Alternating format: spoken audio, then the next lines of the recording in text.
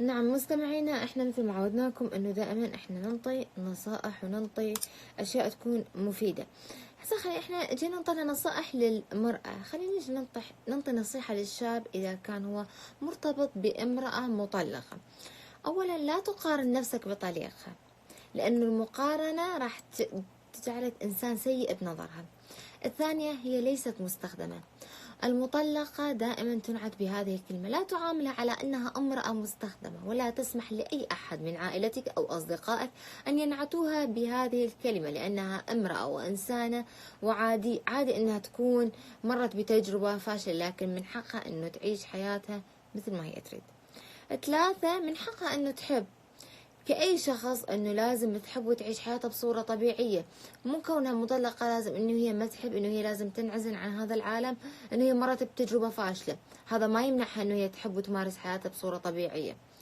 ايضا لذلك لا يحق لاصدقائك او اقاربك ان يحكموا عليها. اللي يحكم عليها انه اسباب الطلاق، انه هو يحكم انه هاي يجوز خانة زوجها، يجوز كلمة يجوز لازم انتم تخلون جوان خطين، انه مو كل شيء لازم يجوز يعني معناته انه انتم على حق. ما حد يعرف الظروف اللي مرت بها، بس هي نفسها تعرف هاي الأمور. كونها مطلقة لا يعني أنها تريد علاقات غير شرعية.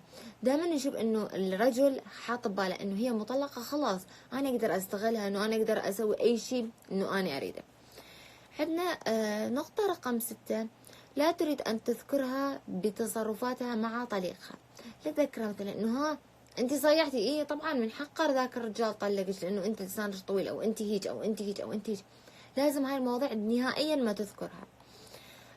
النقطة رقم 7، المرأة المطلقة هي ليست امرأة فاقدة ثقتها بنفسها، لكن للأسف بسبب اللي هي به فقدت ثقتها بنفسها، لأنه المجتمع للأسف يهمش هاي المرأة، بالإضافة لهذا أنه هو ينظر لها نظرة سيئة على أنه هي امرأة عاهرة. نعم، فهاي المواضيع كلها وهاي نظرة المجتمع بصورة عامة احنا تحدثنا عنها من بداية الحلقة لحد هسه، لكن احنا خلينا نكمل وناخذ اتصالات أكثر حتى لا نظلم المشتركين. عندنا اتصال. ألو، أهلا، حياك الله. مساء الخير، حياك الله، هلا وبيك يا وردة.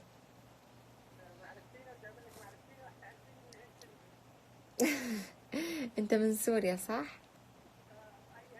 أيهم من سوريا صح؟ شلونك أيهم؟ الحمد لله، تحياتي إلك وتحياتي الأهالي سوريا. ويسلمك يا غالي.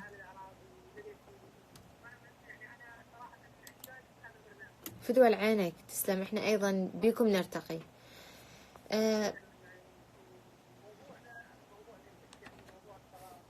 نعم.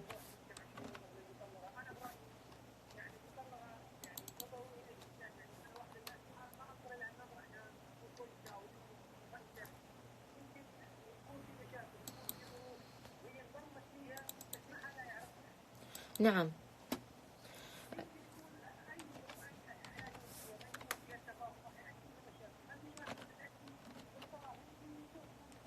نعم.